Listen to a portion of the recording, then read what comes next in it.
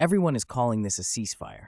The word implies both sides stopped, both sides agreed, both sides want what comes next to be different from what came before. None of those things are true right now. And the gap between what is being announced and what is actually happening on the ground is wider than at any point since this conflict began on February 28th. You already suspected the ceasefire was not what it was being sold as. This video confirms exactly why and goes further than that.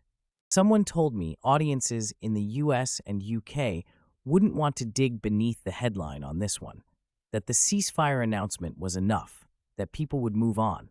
Let's see if that's true. Stay with this to the end. Assalamu alaikum and welcome to HormuzReport.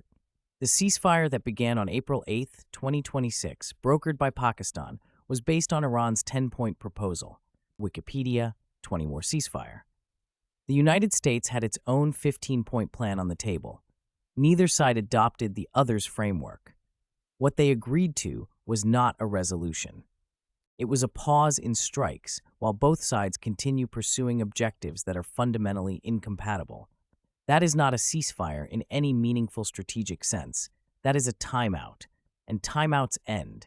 Here is the first thing being hidden. There are not two parties to this ceasefire. There are five: the United States, Iran, Israel, Pakistan, and a fifth actor that has been extraordinarily quiet and extraordinarily busy since February 28th. Start with the most visible contradiction. On April 8th, Trump announced the ceasefire. The agreement included Iran reopening the Strait of Hormuz. By April 9th, one day later, there was no sign the Hormuz blockade was being lifted. Ships were still being turned back. Iran blamed Israeli strikes in Lebanon for the failure to reopen. Israel said the ceasefire did not include Lebanon. Trump said Lebanon would get taken care of too. J.D. Vance called the entire arrangement a fragile truce. And the Strait, the waterway carrying 20% of the world's oil, remained effectively closed. This is not a ceasefire breaking down. This is a ceasefire that was structurally broken from the moment it was announced. Now here is what you're probably thinking. If the ceasefire is already failing, why did both sides agree to it at all? The answer to that question is where the real story is hidden. Every party to this ceasefire got something they needed from the announcement, regardless of whether the terms hold. Iran got time to regroup militarily, time for Iraqchi to fly to Pakistan, then to Oman, then to Moscow, meeting Putin directly as of this week. Time to build the diplomatic coalition it needs before the next phase. Time to let the U.S. naval blockade, which has turned back 38 ships from Iranian ports, CNN and A6, become the headline instead of Iranian missiles. The United States got a brief pause in oil price pressure. Gas prices had already soared due to the Hormuz closure. The ceasefire announcement brought temporary relief. Temporary, because the Strait is still not fully open. And 3 U.S. aircraft carriers are now positioned in the Middle East, the first time that has happened since 2003. That is not the posture of a country winding down a conflict. Pakistan got something even more valuable than either of them: legitimacy. Islamabad brokered a ceasefire between the United States and Iran, the highest-level direct engagement between Washington and Tehran since the 1979 Islamic Revolution. That is a diplomatic achievement that fundamentally repositions Pakistan in the regional and global order, regardless of whether the talks ultimately succeed. And now, the fifth party. The one almost nobody is talking about in English-language coverage. Russia. Iran's Foreign Minister Araqchi met with Vladimir Putin this week. Russia has been floated as a potential destination for Iran's highly enriched uranium, the removal of which Trump has explicitly demanded as a condition of any deal. Tehran insists it will not surrender its uranium stockpile, but Moscow has signaled it is willing to assist. Think about what that means structurally. If Iran's uranium ends up in Russia, assuming Tehran ever agrees to that, the United States does not gain custody of Iran's most sensitive nuclear material. Russia does. And Russia then holds leverage over both the Iranian nuclear question and U.S.-Iran relations simultaneously. That is not a side deal. That is a strategic repositioning of the entire negotiation's center of gravity. Russia also benefits directly from every day the Strait remains closed. Higher global oil prices fill Moscow's budget, while it contributes nothing to the conflict and bears none of its costs. The longer this drags on, the better Russia's financial position becomes. Now let us address the structural incompatibility that the ceasefire announcement buried. The United States has stated its core goals clearly. Iran must give an affirmative commitment. It will not seek a nuclear weapon and will not seek tools enabling it to quickly achieve one. Trump, no enrichment of uranium, full removal of nuclear material. Trump, unconditional surrender, was the demand as recently as March 6th.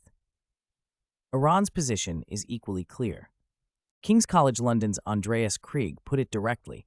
Iran believes it is in a much better bargaining situation than before the war.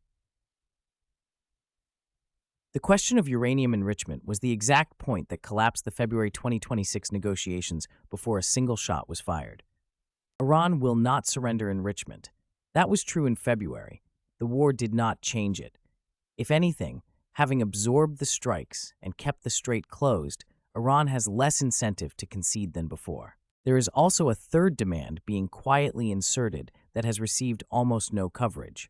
The U.S. position includes Iran ending support for regional proxies, Hezbollah, Houthis, Iraqi militias. Iran has refused. Hezbollah rejected disarmament proposals. And Iran explicitly made Lebanon's inclusion a condition of any ceasefire, a condition Israel and Trump both rejected. So the positions are: the U.S. wants no enrichment, no proxies, no missiles. Iran wants sanctions relief, reconstruction support, and to keep all three. These are not negotiating positions that can be split down the middle. They are strategic contradictions, and no amount of Pakistani mediation resolves a contradiction. It can only delay it. Subscribe to HormuzReport right now. Tap the bell. Because what happens in the next 72 hours on the Islamabad talks will determine whether this analysis becomes history or prophecy. Here is what the ceasefire is actually hiding. It is hiding three parallel wars that did not stop on April 8th. The first is the military war, which is in pause but not over. 3 U.S. aircraft carriers in the Middle East. The U.S. clearing Iranian mines in the Strait right now. Iran seizing a cargo ship on April 24th. Iraqi Kurdistan hit by 16 Iranian missile and drone strikes since the ceasefire began. This is not a post-conflict environment. This is a conflict with reduced tempo. The second is the economic war, which is accelerating. The U.S. naval blockade from April 13th is still active. 38 ships turned back. The Strait remains effectively closed. Companies are paying millions extra to reroute through the Panama Canal. Every day of closure is a day the global economy absorbs costs that will not disappear when a deal is signed. The third is the diplomatic war, which is the most consequential and the least reported. Arachi in Moscow, Arachi in Islamabad, Arachi in Muscat. Iran is building a coalition and a narrative simultaneously. Pakistan removing its security checkpoints and taking down the negotiation infrastructure it built for the Islamabad talks is not a minor logistical detail. It is a signal that Pakistan itself no longer believes a deal is imminent. Trump canceled the U.S. negotiators' trip to Pakistan on April 25th, Wikipedia. Then said on April 26th that winning the war in Iran would not be stopped by an assassination attempt at the White House Correspondents' Dinner. These are not the statements of a negotiating track heading toward resolution. 3 things you now know that the ceasefire announcement was specifically designed to obscure. First, the ceasefire has no shared framework. The U.S. had 15 points. Iran had 10. Neither adopted the other. What exists is a temporary halt to strikes, not an agreement on what comes next. Second, every party got something from the announcement that had nothing to do with peace. Iran got time and diplomatic cover. The U.S. got temporary oil price relief. Pakistan got historic legitimacy. Russia got continued energy revenue and strategic positioning through the uranium question. None of those incentives require the ceasefire to hold. Third, the 3 core issues, uranium enrichment, ballistic missiles, regional proxies, are the same three issues that caused negotiations to collapse in February 2026 before the war began. The war did not resolve them. If anything, both sides now have stronger reasons to hold their positions than before. The ceasefire is real, the pause in airstrikes is real, but the conflict is not over. It has simply moved to a terrain that is harder to see and easier to misread. The Strait of Hormuz remains the single most important variable in this story. When it fully reopens, if it fully reopens, we'll tell you more about who won this negotiation than any press release from Washington, Tehran, or Islamabad. Watch this space, and watch Hormuz Report, because we will be here when that answer arrives. Wassalamu alaikum.